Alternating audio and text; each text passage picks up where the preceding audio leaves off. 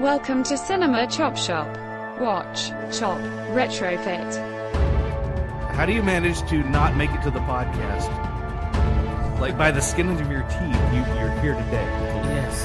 Well, to be fair, I was actually the first of the guests. I mean, of course, you live here, but I was the first of the guests to arrive after locking my keys, including my car keys, in my house. So had to call a locksmith, which I assumed would probably take me out. But, Florence Lock and Key, they were actually pretty speedy.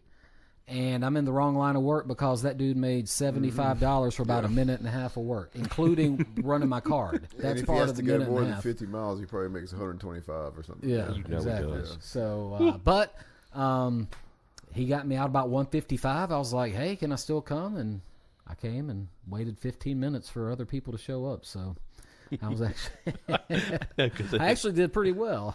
But this is not a Todd Needs a Caretaker podcast. This is Cinema Chop Shop. It's a movie podcast where we get together and talk about the movies that we love every couple of weeks. I'm your host, Shawn, and I've got a full house today. We've got Joey Poole. Hello. We've got Todd. You've heard from me. And we have returning guest, Lee. Hey. Thank you for joining us, Lee. Always a pleasure. Great to be back. I believe Travis is at Birdfest. I saw some of his photos. So I hope he's having a good time with all the unwashed masses. Instead of watching a bunch of depressing anti-war films. Oh, come on. Bunch of happy-go-lucky shenanigans films. Anti-war films are depressing? What? Yes, anti-war films are the topic of the day, and I guess it asks the good question of what makes a war film anti-war film. Well, I had never really thought about this in these terms until this week, but that anti-war film as a genre implies the existence of the pro-war film. Exactly. And That's it what I was follows that a lot of the war films, especially the ones that Hollywood pumped out in the mid-20th century, are implicitly pro-war. Yes. They are. Oh yeah, there was Hollywood all those, was like, used John as an Ray- arm of propaganda. A lot of the directors made explicit propaganda, like Frank Capra, the Soviet Union in the early days of film. Some of the great early films from Eisenstein. Eisenstein, yeah. His early films were couldn't have been put out if they weren't pro war, pro I always think about proletariat and all that stuff. even Warner Brothers Animation Department had the Private Snafu cartoons, which Right. were predominantly written by Dr. Seuss, Theodore Geisel, and directed by Chuck Jones. And those were very much, it was basically kind of in a funny way to teach soldiers hygiene. Yeah. Keep your head down, wear your helmet, little things, and it's very pro. And then my mind goes to like these Follies type movies where you've got musical numbers like song and dance acts. So yeah, there is a other side to the coin where everybody's rah rah rah, war is great, but I think that worm turned probably by the mid 50s. Is that, do you think? Certainly by the 60s when the Well, other counterculture than outright movement came in. propaganda, maybe it's not so much that it was pro-war, but that it was war. It's noble. Well, we There's still a- have Right. this stuff. It's though. still there's still dark moments and it's still tragic. Oh, we but do. We it's do still noble. have that. like You- American Sniper, Black Hawk Down, Yeah. those kind of films. To That's a good answer your point. question earlier, what makes it anti-war is I think that an anti-war film does not peddle in those like death or glory type tropes, like glorifying the cause. Obviously, things are complicated, and we won't get into all geopolitical stuff, but like war is sometimes a necessary evil. But like this narrative of it being like this heroic pursuit is.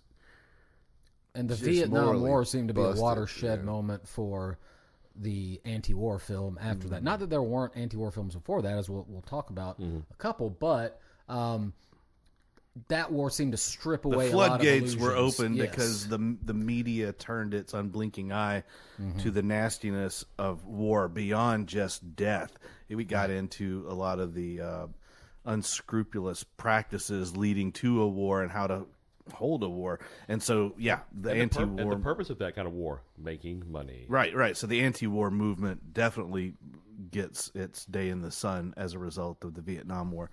Some great anti-war films that come to mind that we're not talking about today. Apocalypse Now. Oh, hell yeah. The Deer Probably my Hunter. favorite. MASH. MASH is a great one. Full Metal Jacket.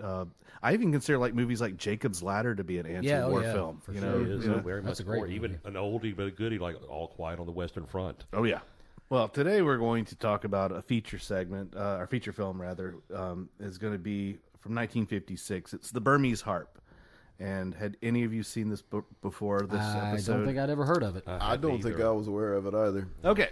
So I was turned on to this last year because I think that Criterion and Janus Films did kind of a release of this on disc. And so I kind of put it on my radar, and ever since I learned about it, I was like, yeah, we're going to do an anti-war film thing, and this will be one of ours. It's directed by Kon Ichikawa, and I'm going to butcher some more names, so get ready. Starring Rentaro Mikuni as Captain Inouye, Who from here on out will be the protagonist. Yes. For me. And Shoji Yasui played Mitsushima, which is the monk in the story that plays the Burmese harp. Tatsuya Mihayashi, Jun Hamamura, Takatoshi Nayato, and then Ko Nishimura, who was in the great noir film The Bad Sleep Well. Yeah, that's good. So That was a valiant effort. yeah, thank you. I tried. An Imperial Japanese Army regiment surrenders to British forces in Burma at the close of World War II and find harmony through song. A private, thought to be dead, disguises himself as a Buddhist monk and stumbles upon spiritual enlightenment. The Burmese harp is an eloquent meditation on beauty coexisting with death and remains one of Japan's most overwhelming anti-war statements, both tender and brutal in its grappling with Japan's wartime legacy. That was really, really nice. Well, Criterion wrote it, so it should be. But your delivery was I could feel it drawing, that kind of thing. So we have some major plot points to discuss with this film. A lot happens. We're at the close of World War II on the island of Burma, and we have Japan and the Brits. Yep. So, which is cool because the Americans aren't even a part of this discussion. This is a nice, as you said, Todd, a look from the Japanese view of things. And the war is called to a close. The company that we're following are in a village, enjoying the hospitality of the Burmese people, and suddenly they scatter, and the troops are like, "What the fuck's going on?" And then they realize that they've been ambushed, and so they kind of hide in this shed thing, and they because they realize that the Brits are surrounding them. And so like, oh, we need to keep singing. We need to sing. We need to have fun and be jovial so they don't think that someone's coming.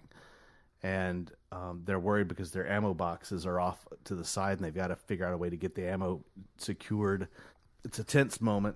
And we have our titular character with the Burmese harp kind of playing along. Yeah, he comes and jumps up on the ammo crate, the cart. ammo crate, and plays his harp when they, the thing that we should say about him is that he's the scout. He's the scout for the company. So they send him ahead to go and do recon work. But he does so dressed as a monk. So no one can detect that he's a soldier. He looks like he's Burmese. And people are just going to let him do his thing, which is a great cover because he plays the harp very well. And I think it's also important to note that we get from this character that he's very patriotic. Yes. At the beginning. Yes. Following orders. So I think that's an important part of the arc of that character. And our Captain Inouye, it said that he has a degree in music. He went to school for it. So he likes the men to sing as a way to keep the morale up, which is really cool because men's chorus is really nice. And he's taught them all as best as he can how to sing well. And It's good that they covered that too, because for the first 20 minutes or so of this movie, you might think it was a musical. Right. I was about to ask if I was going to ask later if you think it qualifies as one. Are there enough musical set pieces where you could say it's a musical? Good question. I love that it seems like the idea of the camaraderie aspect. There's just a brief glimmer of something that happens similar to that in the movie I'm going to bring up later. And it's wild, and that's the whole point of it is it's supposed to bolster morale in a crummy situation as best you can. And one thing I wanted to note about that opening scene, because I immediately knew, oh my gosh, this movie's going to make me weep at some point, because there was actually a very touching moment when they finally realized that the British are not there, in fact, to attack them, but to let them know that the war is over. But some of the British soldiers step out and sing with It's them. done in song, exactly. They counter the Japanese army's song with "Home Sweet Home," Oh my goodness! and so that's the indication. That lower lip started going for me. Well, yeah, because the music, it's about what unites us as humans, and as a theme in this movie. And so this is your first indication that we're not all monsters, you know. And so the war's over, and the Japanese have lost. They're to surrender. They go to an internment camp, and they get word that there is another Japanese company that is refusing to surrender, and they want to send somebody to kind of negotiate with them. And so our main character volunteers to go, and so he shows up at the camp, and they said, "You got 30 minutes?" So he has to go up into this rock face cliffside dwelling where they're all holed up, and he tries to rationalize with them how they should do it, but they have a very kamikaze kind of attitude of, no, if we lose, if we It's such a frustrating scene, but it also shows you, because I only know a little bit about this from history about apparently the imperial ruler, the emperor of Japan, had everyone convinced that he was more or less a god, which is kind of crazy to think in a 20th century society, but that's not so far fetched. Is it? I mean, Yeah. given what's happening in America Right. right now. But I think, I was about to say, I think they thought he was like literally a god, though, didn't they, or something along those lines? I think there is that certain level of commitment and belief. Yeah, I mean, to get people to fly planes into in any case, So the holdouts continue to hold out. even though the war's over, it's like, you don't have to die, you motherfuckers. Yeah. So Mizushima gets caught in the crossfire, essentially. The Brits shell this cave, and everybody dies except for him. And he's left amongst this carnage. And the shot of this, I told Shawn before the podcast, it looked like a medieval piece of... You've seen those medieval works of art that look like this? It's like of the seventh ring of hell or whatever. Right. And that's what this scene looked like. It was The just bodies like lying twisted dead, everywhere. mangled bodies everywhere, and then this one guy emerges. And it's at this point that Mizushima goes on kind of his hero's journey, where he wanders. He wanders the countryside like Siddhartha. Yeah, exactly. Yep. And he's coming across all of these bodies. And then we start to get into this Buddhist philosophy of caring for the dead and giving them their proper burial and doing things for people to issue them into the next life. But also the English nurses did the same thing, too. Mm-hmm. So you get, again, there's- like what you mentioned earlier, like there is some common ground. Mm-hmm. And some of the scenes are these are beautifully shot scenes, by the way, for people who have not seen this. The shot of him on this coastline, which is not it's very serene. There are no waves lapping or anything. It's just like a lot of mud, and he's walking this beach line, and he starts burying these bodies, and some of the Burmese are just watching him, and then one by one they start helping him because he's exhausted himself, and they pitch in, and then it becomes this kind of communal thing of giving these people their rightful resting place. All the while, our company, as Todd said, our protagonist leading his company, they want to know what's happened to him. They believe, they have faith that he's survived, even though that all indicators are that he died, and they want to communicate with him. And then finally, through happenstance, they pass by a monk on a bridge. And it's him. It's got to be him. But he does not give them any notice whatsoever. He continues walking. And they become so obsessed with the idea that he's there that they have to establish communication. And they do so. we should also mention, by the way, that he had a parrot on his shoulder. Yes.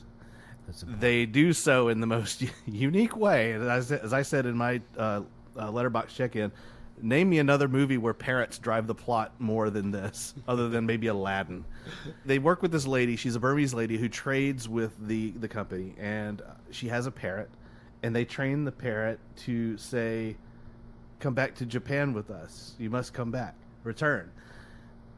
And the idea is that they want to get this parrot to our main character because they have to get word to him. They can't communicate with him because they're in this internment camp. They can't leave, The parrot comes back in a few scenes, and it's not that same parrot. It's the sibling of the parrot, and the parrot says, "I can't go with you." And it's just like the most heartbreaking thing. Yes. All of this has been built upon trying to get Mizushima to come back. And the parrot says, no, I can't do it. And they're like, how did he do that? And the woman reveals that it's the sibling. We're left to kind of like wonder about his exact motivation for making the decision that he's made until at the very end when they're shipping back off to Japan. Yeah.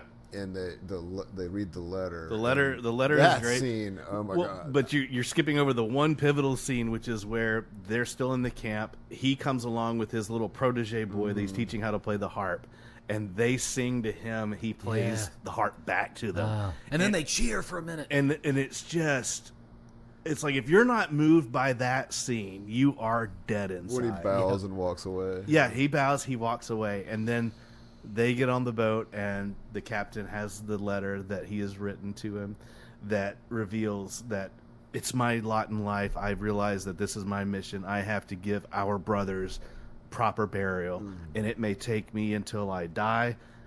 Maybe I'll come home, but this is what I have to do. This is what my mission, my goal is. I think you talked earlier And about that's it. Yeah, That's amazing. you talked earlier about what makes an anti-war film, and I think this certainly, obviously, this is an anti-war film. No one would ever watch this and think that it's making, a pro-war statement. But really, and I guess this is part of its anti-war message. Really, this is a movie about trying to find a way to live in the midst of like death and suffering, which I think everybody can relate to, even if we haven't gone through as dire circumstances, obviously, as like the ones depicted in this film. That's just like a fact of human existence. Yep. And that's what kind of resonated with me in this movie. Well, and also though, and this may be specific to the Japanese, but like finding meaning when your cause is lost. Yeah. What do you do then? Yes. What Japan is there to go back to? And that's a great point. Because because your whole society's been wrapped up in this fervent, maniacal patriotism about the emperor, and now it's. And that's even how do you reorient yourself? And that's even illustrated on the boat when all the troops are talking to one another, saying, "Oh, I can't wait to get back to so and so, and I wonder what's happened to so and so," and all of these idealistic things of returning back to their lives, not knowing that everything's pretty much fucked in Japan. And so You can't go home. yeah, it's a really naive kind of view from these guys who have had it kind of easy, I mean, all things considered. And then it's a stark contrast to our guy, roaming the countryside, burying bodies. These horrible. Some of them are really grisly too. The stack of rotting corpses on the beach or whatever. That startled me for a second for a 1950s film. True, but it was very, effective. These weren't like a William Castle skeletons either, I mean, they were pretty well done. Yeah, they were pretty scary. The themes of Buddhism are obviously implicit in this. This was actually based on a novel which was written explicitly to teach children the central tenets of Buddhism. Applause for that. I mean, which, having just watched White Lotus most recent season. I haven't seen it yet. Buddhism. It's definitely hot on my mind. So interesting that I got to see it from the flip side. This one, to me, I was, as I said before the podcast, I was a little bit daunted about talking about such a, first of all, just a fucking stone cold masterpiece of a movie. But secondly, something so somber, in this environment where we, drink beer and talk about movies. But there's something about, one thing about this film that, I'm not going to say this, but it's a great movie. I love this movie. I wish that it had leaned a little bit more into its anti-war message, but because it absolutely does not engage with or wrestle with why the Japanese were in Burma to begin with. It really, we're here, the Burmese are our friends or whatever. They were there brutally colonizing and oppressing the shit out of the Burmese people. And I don't know what the political situation in Japan would have been. Could the movie even have been made if it had made that more explicit? And for a while that kind of stuck in my craw, but then I was like, I don't know if that's a fair point to make because the film itself, like it kind of concerns itself with how to live amidst all that stuff. And the soldiers who were doing that stuff, who were like the pawns in the game, it's not like, not And say they just did following show orders, that- but they were doing things that were out of their control. And And also, the war was over at this point, and we did see kind of that maniacal side. Now, we didn't see them oppressing people, but the men that were hiding out in the cave and refused to surrender, and you could sort of get that fanaticism element. But that kind of movie, like you said, did become hard to make until we get to the Vietnam era. And as I'll talk about later, Oliver Stone had a hell of a time getting Platoon made.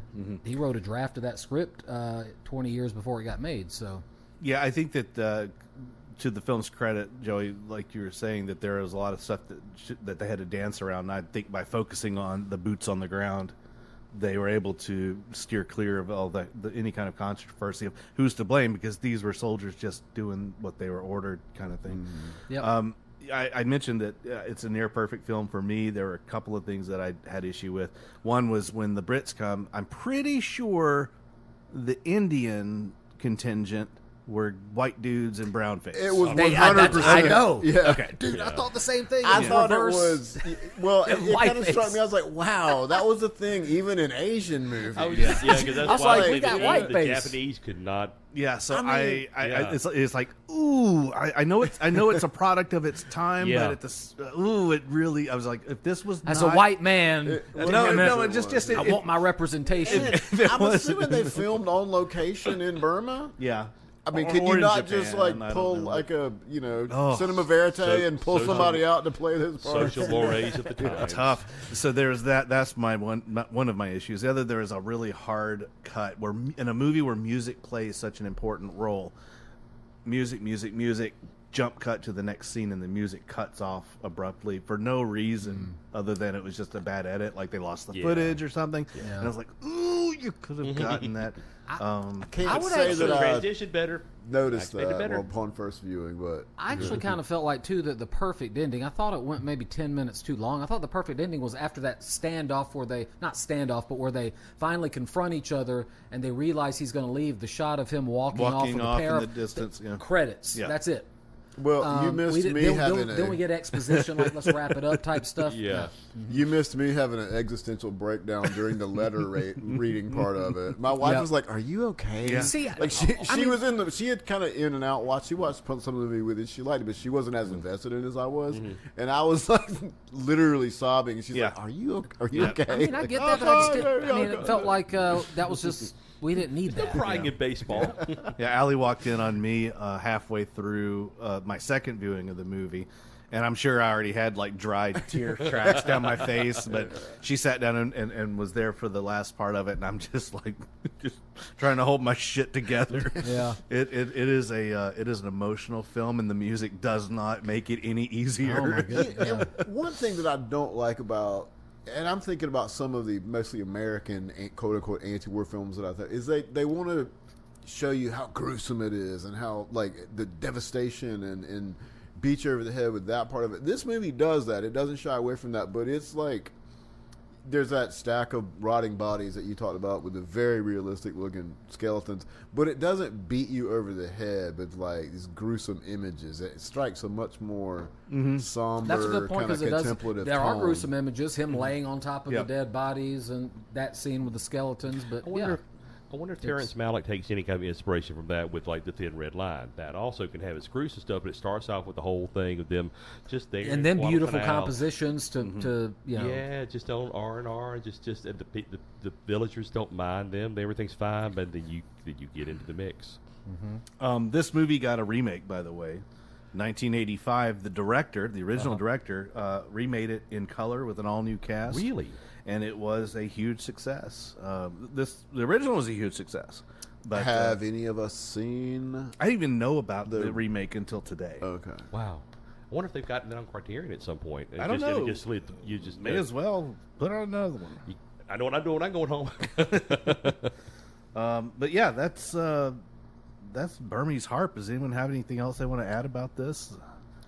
I mean, I'm glad that you called my attention to it. I don't think I'd ever heard of it. And like I said, that opening scene had me hooked right away. Yeah. The music was lovely. It's a beautiful, Somber but lovely. yeah, it's a beautiful piece of poetry. I mean, it's just like a song, and I want everyone to see this movie. It's so beautiful. So. Yeah. I haven't had much to say about it, but just sitting here, seeing you guys and listening to y'all talk about it, and just there's a lot of movies we've all talked about that we all know and love, this, that, and the other. We all banter back and forth kind of thing, but this has really been, like you said, it's been a little sense of poetry amongst the, listening to the three of you just discuss it, because it's just beautiful, and if this isn't nice, what is kind of thing.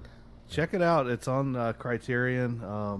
I'm sure it's available other places, but that's where I was exposed to it, so definitely give it a look.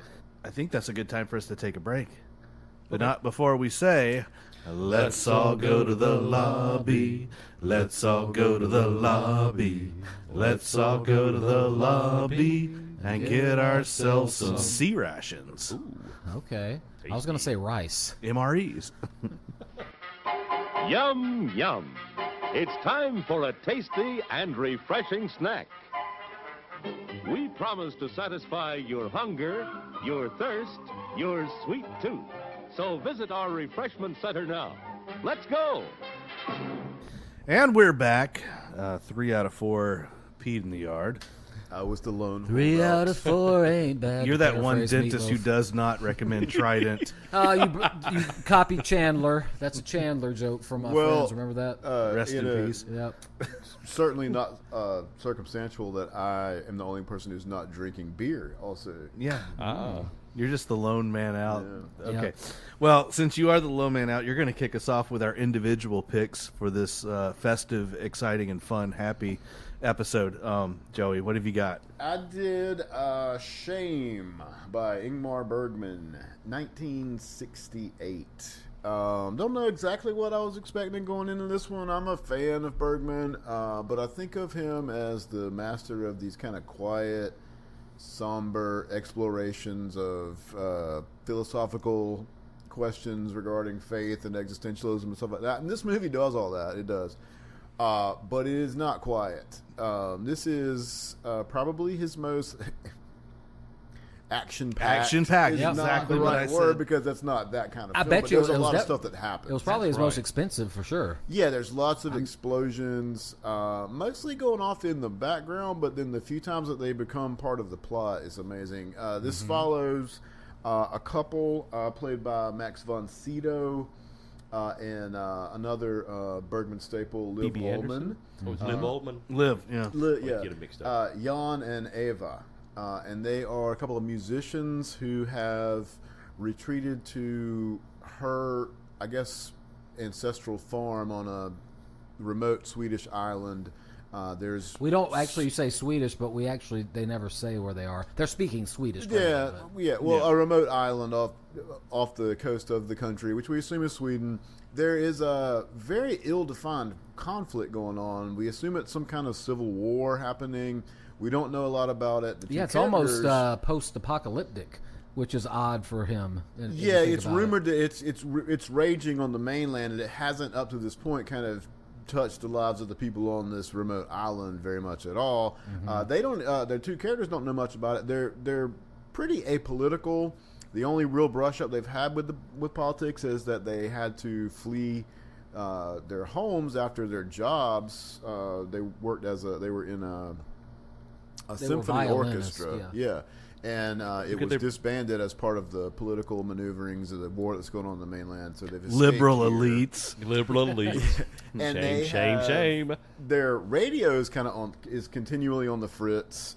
He tries to fix it a few times, so they just get very spotty news about what's coming on the mainland. And lo and behold, the war comes to them finally.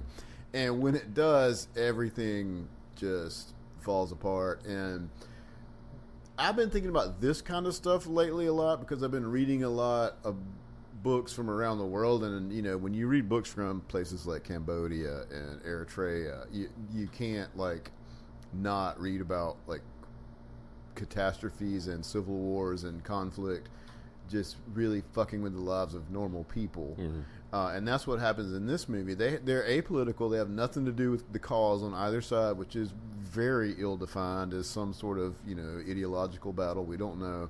But when the troops come, both sets of troops accuse them of being collaborators with the other because they're not clearly aligned with one of the things, and just the way that the war just breaks into their lives and ends up destroying them is, very moving.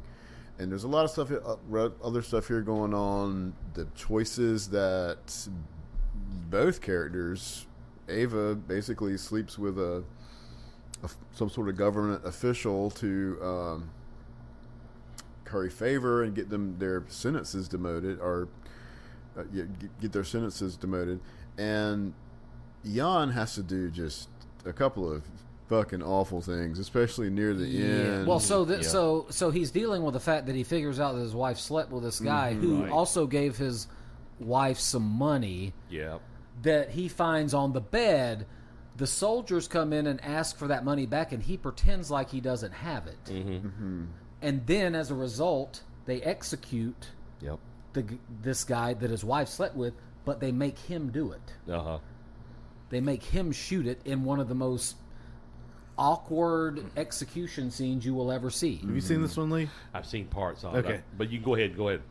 Well, and then And that was a hard scene to watch. It was. He's made to because he can't do it. He like at first he drops the gun, then the second time he like shoots him in like his neck or something, but it doesn't kill him. And then it's horrible. it's awful. It's awkward. It's hard to watch. And then he has to do something arguably even worse later to secure their spots on this boat.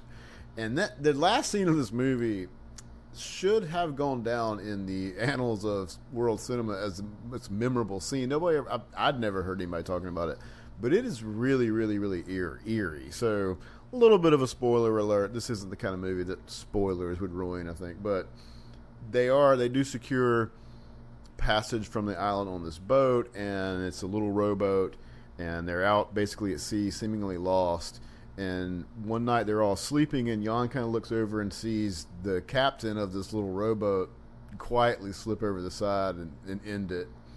And he just goes back to sleep, and they wake up the next morning. A Wilson moment you would not want to see. Who knows where?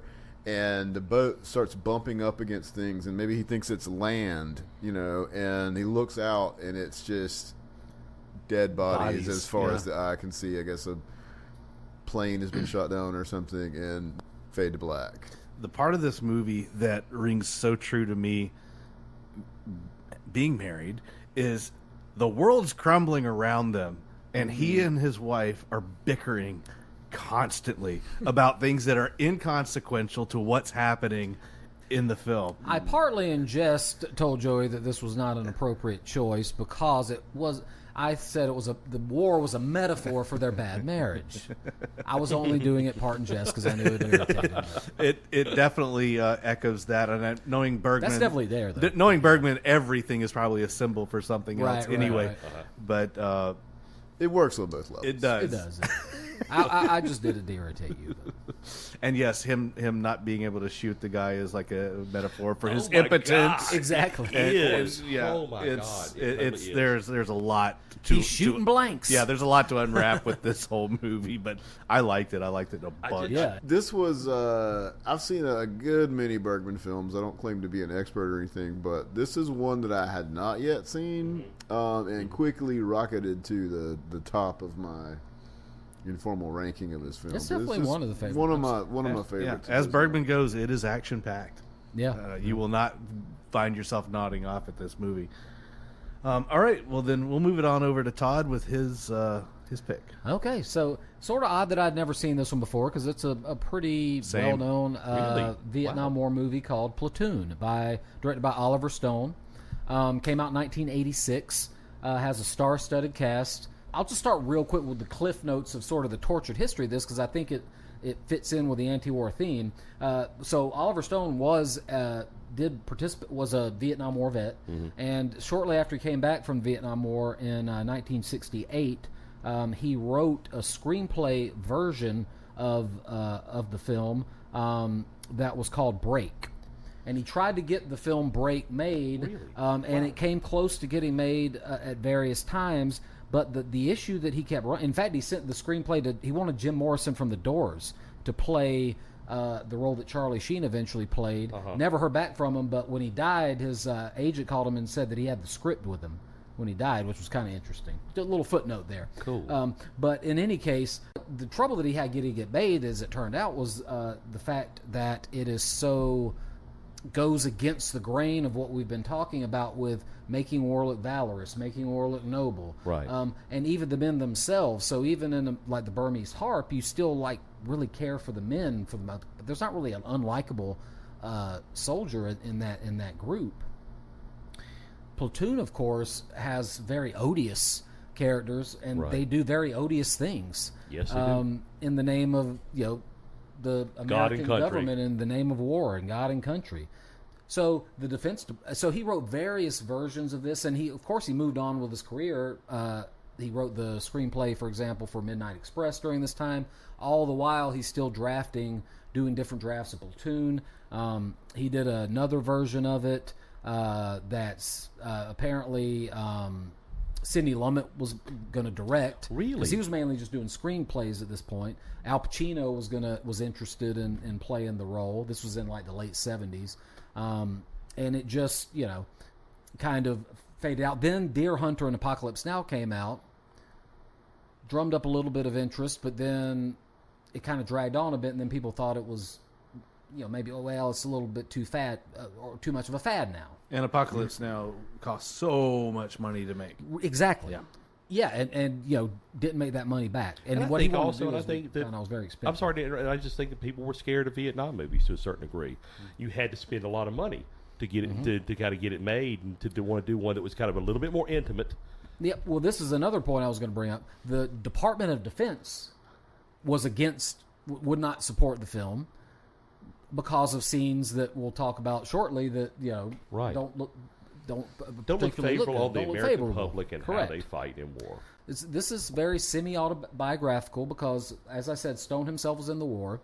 And in Platoon, so we have the protagonist of this film is Chris Taylor, who is played by Charlie Sheen, and he comes from a wealthy family, so he didn't have to go to the war, but he Did dropped out of enlist? college. Did he enlist? And yeah. And he dropped out of college after he had a falling out with his family, his wealthy family, to participate in this. And he explains the reasons as the film goes on. And of course, his fellow soldiers think he's a moron for doing this and tell him so. But he's kind of the focal point of this. And so he has a very idealistic view of why he should be there and why he should be fighting this fight, right? Mm-hmm. And he even says, all the poor people shouldn't fight it. There's a wide-ranging cast here, but he's in the muck with Staff Sergeant Barnes, played by a gruff and tough Tom Berenger, who has scars all over his face because he has been shot, I think they said 7 times or something like that in the film, survived every time. You can't kill him. He's Rasputin, essentially. Oh, I like that. I never yeah. thought about that. I like that. We've got, this is a star-studded cast here. We've got Willem Dafoe as Sergeant Elias. Who eventually becomes a conscious of what happens in the film. Keith David is King, Forrest Whitaker, Big Harold. So this wide-ranging, ragtag bunch of characters, to use that phrase. They're in the Vietnamese jungle, participating in the war, and there are arguments that erupt between the different leadership people at various times because of what should we do, and some of it has some of them are in favor, like Tom Berenger's character, of doing more what we would think of as despicable things, but we got to move this thing forward, and the gooks, to borrow their words, they do this to us if they could. Then you have Elias, though, who's kind of the conscious of this, and so it all comes to a head in this scene where they're in a Vietnamese village. And I think with the Burmese Harp, maybe this goes to what you were just saying, Joey, maybe they smooth that type of thing over a little bit with the occupation of a village. But they're trying to get information out of these people, and they say they don't know. It becomes clear that they probably don't know. They're just farmers. That everything gets stirred up into this fever pitch where it's just pure chaos. I mean, it gets bad and there's fast. this older woman who just gets so frustrated. She's telling them, I don't know the information that you want me to tell. And then Behringer just finally steps forward and shoots the woman in the head. Shock and awe. Just shot her in the head. And this sets off, the shit hits the fan. Elias, a.k.a. Willem Dafoe's character, and other people in the group too are pissed off or are like shocked, upset about this. Some of them talking about should we report this, etc. Then there's another group though who's kind of into it. Kevin Dillon's character, Bunny. Oh, Bunny. Kevin Dillon's really good in this, by the way. He is good. A couple other characters. It's hard to kind of keep them all I think together. about John McGinley. Right. Yeah, McGinley's O'Neill. good. Because he's almost like the yes man. Oh, just got a little bit longer to go. Yeah, O'Neill just only wants... got 2 weeks left to go. We find out O'Neill's going to go along with it, but he just wants to get the hell out of there. That's right. That's where the real tension in the movie kind of comes in. Taylor's been getting made fun of this whole movie by all these guys because he's the feet rich guy who's come here to, but he just starts kind of hulking up, let's say, a bit, which I kind of have a little bit of a problem with the way that was portrayed a bit. How do you mean? But they find because I don't know that almost in this movie that's trying to deconstruct these myths.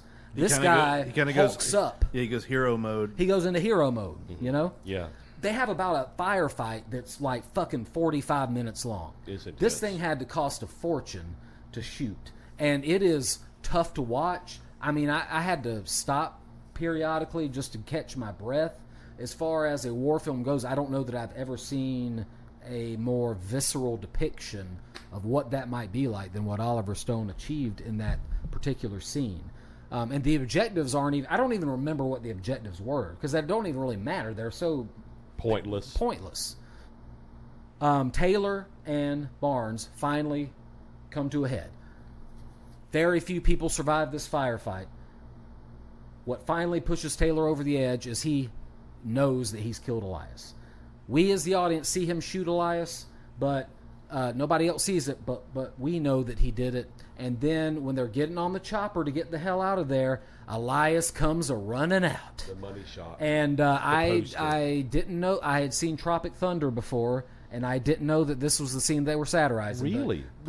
Yep. But and this is another little bit of a flaw in the film. Defoe goes all Jesus Christ pose here. I mean, I'm sure he was told to do that. He'd reprise that role many years later. I was thinking the same thing. How uncanny. And I'm sure he was told to do this, but he gets shot 1,000 times, and then when he finally dies, he puts his arms out in a cross to go down, and he's dead. But then, okay, so Taylor is he's fucking done now.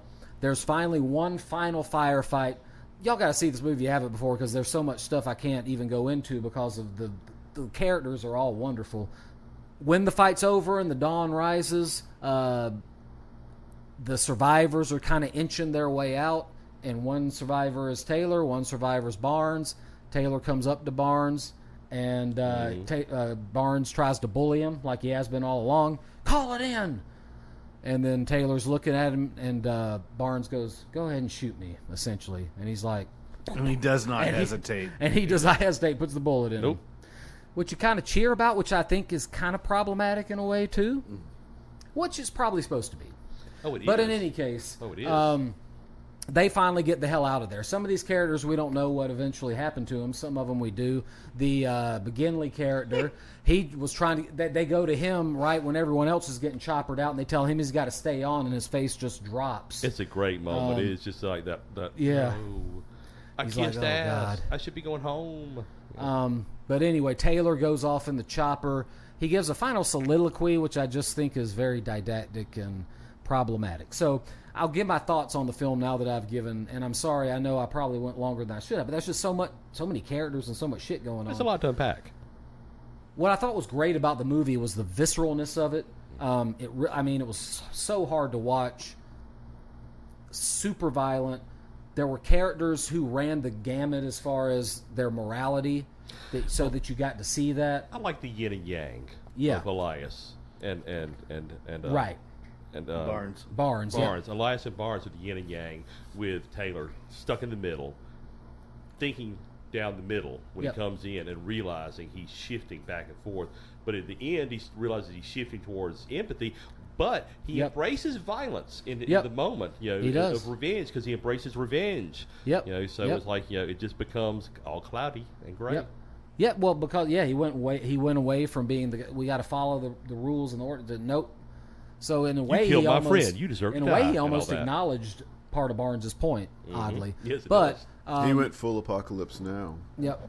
He But what I did. did, The horror. But so those were the good elements. What I didn't care for was that there was a lot of editorializing at times, literal editorializing with Taylor doing the narration. Well, it was totally a nod to his dad. Yeah. The whole, I mean, it was straight out of Apocalypse Now with, Yep. with a lot of his voiceover work. Yep. You're right, because the narration is kind of that very Michael Herr kind of narration from Apocalypse Now. They're kind of trying to ape, and that might have been Heimdall. That was the company I think that released that at the time. They might have been like kind of like the Deckard narration in Blade Runner. It's like, we need to explain this to some people. They need the soft sell. Yep. Anyway. And then a number of scenes that were just sort of like, okay, that's just over the top. Like he's dying with the Jesus Christ I don't know, man. cross. I and like all that shot. That's an amazing shot. Especially yeah. after he's run, you can see him from the helicopter. He's just charging, but you can see Yeah. like legions of people behind him.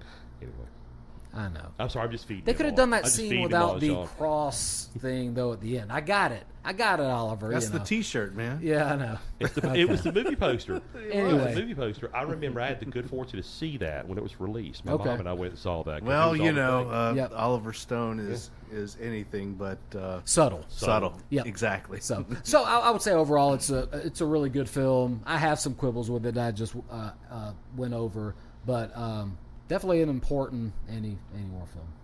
All right. Well, thank you for that in-depth review. Hey, if you got to edit it. But I then will. had to- Don't you worry. All right, Lee, you're going to give us a very brief synopsis of I will. I got it. It's quick to the of point. Slaughterhouse 5. Go. All right, so I chose Slaughterhouse 5, directed by George Roy Hill, released 1972, based on the novel by Kurt Vonnegut. The general concept is fairly simple. A young man named Billy Pilgrim is unstuck in time. He has no control over it, but he literally will shift his position in time, in his own timeline, at random. It jumps between events existing within his wartime service during World War II, serving as a POW, as well as having been captured by the Germans and stationed in Dresden, a city that would be soon after blown to smithereens and just obliterated. He also jumps forward in time to his marriage. He jumps around to when he's institutionalized. He jumps around to when he's on the planet Trafalmador, where he's been kidnapped by space aliens who were examining him as like kind of a human zoo with a also kidnapped pornographic actress named Montana Wildhack. She's played by Valerie Perrine, you might know from Superman.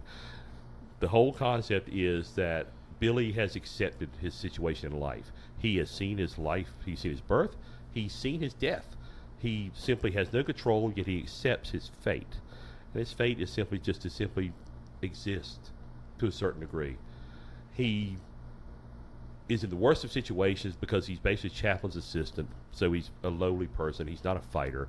He accidentally winds up with Lazaro, and I can't remember the other character's name, but he basically winds up with two very gung-ho jerks who are awful to him, yet they're all into the whole, we need to fight, we need to kill them, we need to kill the Krauts kind of thing, aspect of it. Yet at the same time, he sees humanity and humility. When they're first captured, they're taken to a camp that is mainly populated by British prisoners. And when they're greeted by a song and dance on that sort of thing of just good old-fashioned morale-raising revelry. He meets a man named another fellow soldier who's a little bit older, who's kind to him, yet at some point he'll jump forward in time, and that guy will be shot for stealing a teapot after Dresden's been blown to smithereens. He also, sees the mundaneness of life, experiences the joys of being free with another person. Like I said, by the end of his life, when he knows he's going to die, he's doing lectures, telling people about what he's doing, and aware that the person who's going to kill him is going to do it right then and there. It's a delightful sort of melancholy, sad take on existence, of dealing with your surroundings, of accepting what's going on, of knowing that everything was beautiful and nothing hurt in the end, and just surviving and doing it on and on. It is very sad because you realize that Billy doesn't really die. He's almost immortal, essentially, because he can see his death, and he does die, and he's rebirthed and lives again. And so he's caught in a terrible cycle in a fashion. And do they explain it this way in the movie? And I saw the movie years ago, but I just really can't remember. In the book, they just the Tralfamadorian conception of time is it's like looking at a mountain range. It is. That you could look at any point in the mountain range at any time. The aliens that And kidnap that's why, him, the Tralfamadorians tell him, as you're saying, that basic time is a flat line. It's a flat circle, and then it's just it all happens at the same time. They have no problem with that, and Billy comes to accept that too. At some point, prior to even us joining him on this journey, he simply is already jumping. He's loose. I love that in the book they mention it, and Michael Sachs, who plays Billy Pilgrim, shows it in the performance where you can tell when he shifts. At one point, he wakes up. Or he opens his eyes, and he's there on Trafalgar with Montana Wild Hack. She's like, "You've been time tripping again, haven't you?" And she can tell. She's like, "You've been to World War II, haven't you?" And she can tell. And it's neat how he just sort of makes the best of a weird situation. Well, the catchphrase, of course, detached, so it goes. He's detached, but completely self-aware. And the one thing I've really kind of glazed over is Dresden. The whole thing goes from the fact that Kurt Vonnegut served in the United States Army, was captured by the Germans, and was held in Dresden. And when the firebombing came to Dresden, which was not a military target, it had nothing. They were making nothing. Nothing of a military deal. It was They were supposed to simply be a beautiful, ornate German city. It was supposed to be revenge for the Blitz. Yeah, for the Blitz. Yeah. And so they're ushered down into the slaughterhouse 5, or down into the bottom of the basement of it. And when it's all said and done, they come out and it's just gone. We see Billy in marvel, just in just at how beautiful the city is, and then it's gone, just like that. It's just so simple how it is, and so pointless. You think, and he mentions, how would the bombardiers feel? How do they feel when they do this kind of thing? And the whole concept of the incineration of it, and in the fact that the deaths in it are more so, and I'll wrap it up, are more so than even the combination of Hiroshima and Nagasaki. They just blew the crap out of it. But the long and short of it, as I meander around the point, is that much like the book and much like the movie, you experience this fairly seamlessly. It's a great movie. It's a hard adaptation of a hard book, in a way, but George Roy Hill, who also directed Butch Cassidy and Sundance Kid and The Sting and The World According to Garp, does an amazing job of it. They cut out they low tech it. It's very quick. Michael Sachs, who nobody probably has ever heard of, really never did much else beyond that, is a great Billy Pilgrim. He's just slightly aloof and just kind of along for the ride, so to speak, because that's all the character Billy Pilgrim do. He is simply along for the ride and doing the best he can with it. It's sort of accepting. Yeah, I was going to ask, how does it work as a movie? I mean, we all know it works well as a book, but I mean, as a movie, right off the bat, the very beginning of the movie starts with his daughter, who's overly concerned, comes to find him because he won't answer the phone. He's in the basement of his house. His wife has died. He's a widower, and he's typing a letter to send to the local newspaper, telling them what's going on, that he's unstuck in time. He has started sending these missives, and he hears the knock at the door, and he looks up, and the next thing you know, he's in Germany. And then he's been pulled down to like a trench by Lazaro, and they berated him for being a jerk, and why don't you have a gun, and blah, blah, blah, blah, and this, that, and the other. And all of a sudden, he's on Trafalgar, and he turns to his right and looks, and there's Montana smiling at him. And she says something about, Mama can come over here and give you a kiss. He's like, a kiss. And it cuts back immediately. He's just that quickly in World War II again. And those guys are like, what are you doing? Pardon my parlance. What are you doing, you fucking faggot? What, you want to kiss me? And all that kind of stuff. And they're just awful to him. And he's like, no, I was just thinking about a girl. And it's very easy and seamless. The cuts and the edits work great. I'm sure if somebody adapted this nowadays, they could overdo it. Yeah. In a way that would be also kind of great to see him do it. But it's so subtle and so quiet. And this is from 72? 72, okay. With music by Glenn Gould. This beautiful piano, adaptations by Glenn Gould. A universal picture. I can't recommend enough. And even Vonnegut said that he was really happy. He's like, hey, man, they did a great job with it. Whiz bang. I'll give thumbs up any old time of the week. And as somebody who loves the book and has reread the book recently, there's a lot that they do take out and maneuver around, but it's a tricky book to do, and they manage to make it work. I've seen other Vonnegut adaptations, and with the exception of Mother Night by Keith Gordon, most of them are crap. Slapstick of another kind, crap. Breakfast of Champions, crap. Sounds like Stephen King movies. Yes, it really is. It really is. You either Except get the it really non-horror right, ones. you either right there about it, or you don't. Or you don't. This one's kind of an outlier too, because I can't remember exactly what Sean's going to talk about, but everybody else's movies were very gritty, realistic. Yeah. You know, and even the Burmese Harp. You know, but this one, I haven't seen the film. I love the book, but it's kind of like a absurdist science fiction kind of take on It the is. war theme. So that's interesting. And it's funny because the science fiction element, as I probably made pretty clear, is self-evident just by what Billy's doing. You can read the book and even consider the possibility that it's not really happening. He's just so traumatized by his experiences in the war in Dresden that he may just be disassociative. This may just be his coping mechanism is for his mind to bump back and forth. It probably really is happening, but you can look a little deeper and suggest that maybe he's just fucked up. Yep. And that's finding it. That's just there's a That's beautiful one of those family things. and there's a beautiful humanist aspect to it because Billy, that whole what's the old biblical saying of like accept the things you can't change. I can't remember what the whole thing is. Yeah, and one of Vonnegut's sayings, I think it was like, "God damn it, you got to be kind." Well, you're right. Oh, that's that's Elliot Rosewater right there. God damn it, you got to be kind. Yeah. And so there is that, and Billy is kind, and just again. I like that. This has been my one quick thing. I was like, that's how I kind of see it now. It's like, just accept it for what it is. Make the best of it as you can. And so it goes.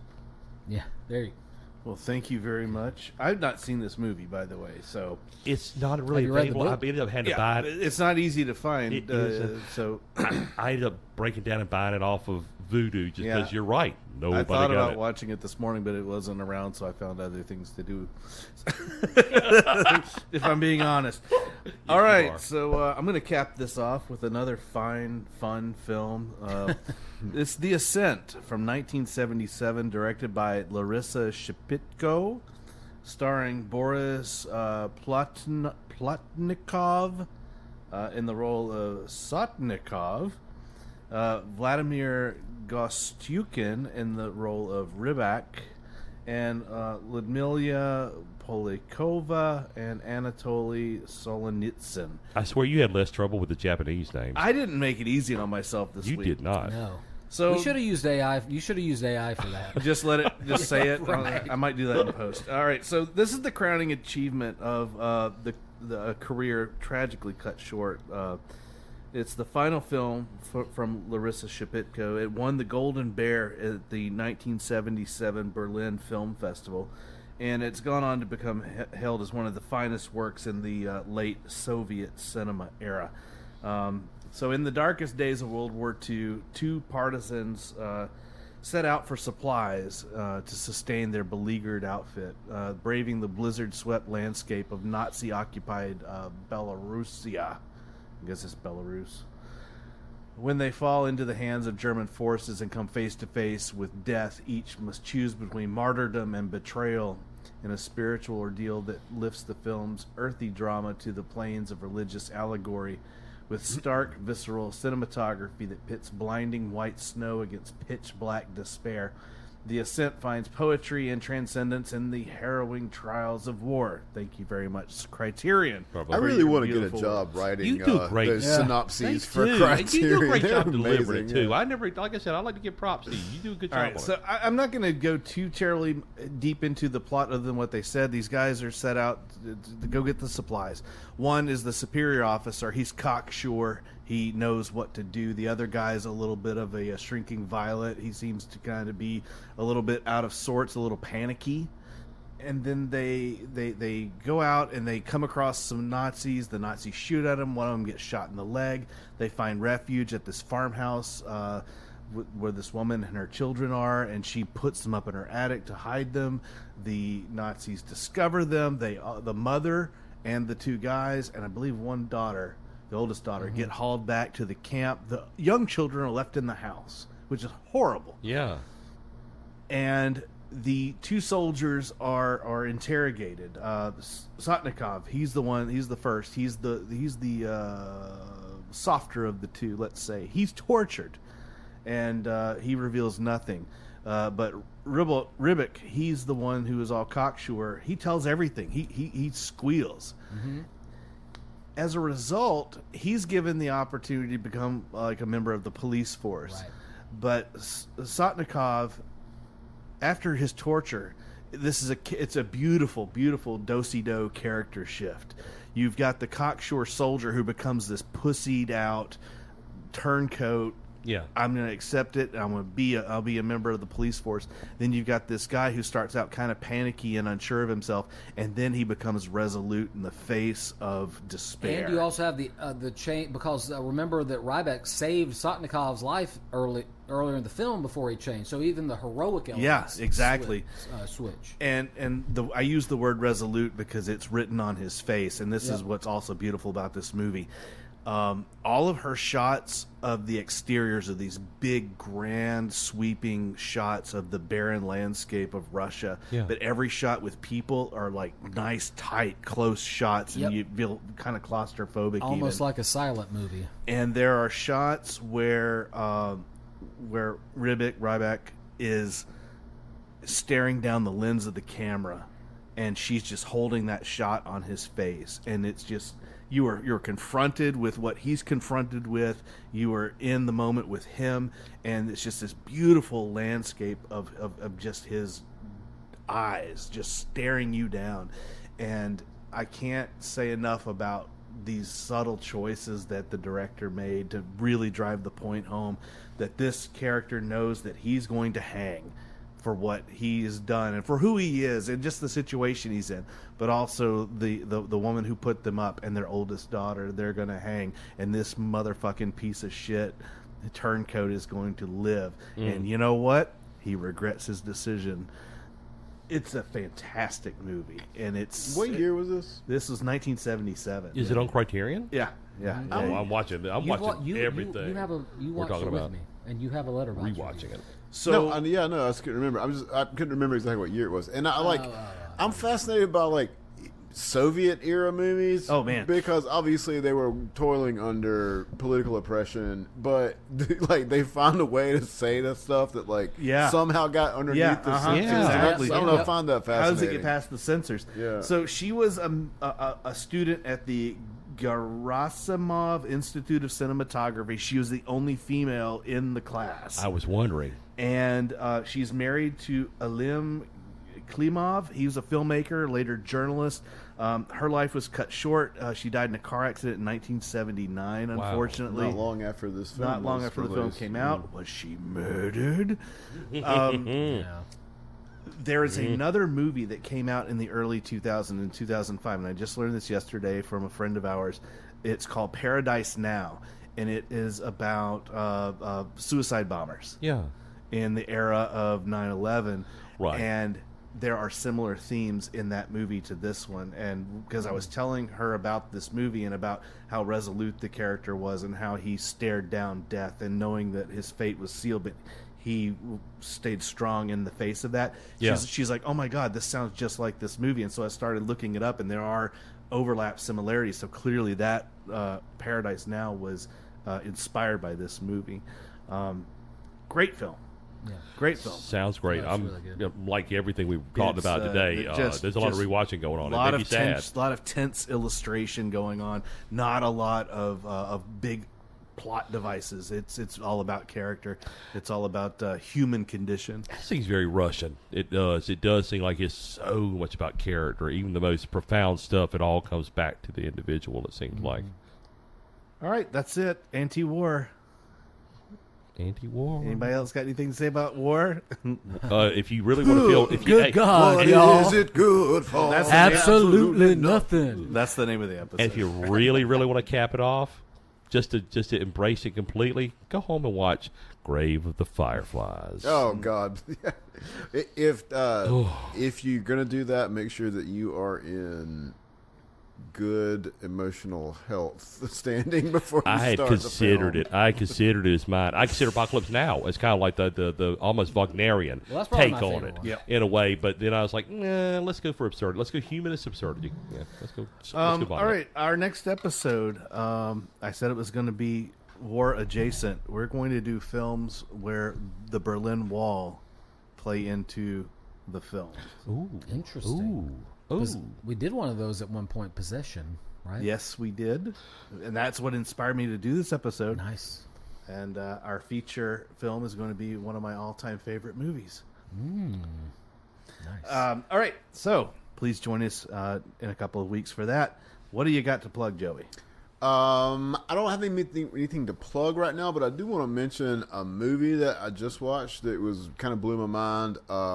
Maybe even more so after watching it than while watching it. Hanabi Fireworks. Todd, the director's name is Kitano. Yeah. Kitano, the Japanese director. Was not familiar with him. Beat Kitano? It's a Yakuza Is he in Mortal movie. Kombat? No. I knew what you meant. Great. It's the thinking man's crime drama. Okay. I like that. I must confess that I don't get the Mortal Kombat reference. It's okay. Okay. Yeah, It just sounds like a character in Mortal Kombat. that's why I was the I idiot call who it didn't that. get it there. But yeah, Takeshi Kitano. Okay. But the cool thing about him, though, is that he acts and directs in a lot of his films. And So- painted a lot And he of painted these amazing he's like a paintings that Renaissance figure man, yeah. into the plot of this film. Sweet. Yeah. That sounds cool. Todd, any plugs? Not a plug, but another recommendation. Adolescence on Netflix is I've amazing. heard that's good. Yep. And the cool thing about it, without giving away any spoilers, is I think everybody knows the basics if you've heard about this, which is that a 13-year-old British kid gets arrested for murder. And every episode is in one take and takes place in real time. And then so you have the first episode that is the kid getting arrested and getting interrogated. Second episode is investigators going to the school to check into it. Third episode, the kid gets interrogated or not interrogated, a psychologist. It's like a one-on-one tete-to-tete. And then the fourth episode focuses on the kid's family and what they're going through. And it's just brilliantly done, I think. And it kind of taps into the manosphere, but in a way where, it's subtle. So it's not something where you can just, that's just left-wing propaganda or whatever. So it's Gotcha. really good. Cool. Lee? I got three quick things. If you get a chance, watch a movie called Night Moves. Gene Hackman, very good. If you need something to just cleanse your palate after all this happy stuff we've talked about today, go and watch Sakamoto Days on Netflix. It'll tickle your funny bone. And read more Vonnegut. Read Vonnegut. And if you get a chance, you got time to kill, you want something silly to do on Tuesday nights, my group hangs out and we watch giallo movies, watch Italian horror movies or something like that. Gang does giallo. Please check us out. And that's on... It's on the twits. We're On still X? we're still we don't call it X. We just it's the twits. But we also, I'll be honest with you, we really do more on Blue Sky. We kind of moved over to Blue Sky to do it. So we're trying. Good for you. All right, we're Cinema Chop Shop on all the social media. We're Cinema Chop Shop Podcast on YouTube and Blue Sky, so please check us out there. Yeah. Please rate, review, subscribe, tell your friends about us, and also be nice to your friends. Do something kind for people. Tell them that you love them. And in the meantime, please remember to watch, Chop, retrofit, retrofit. and don't start any wars.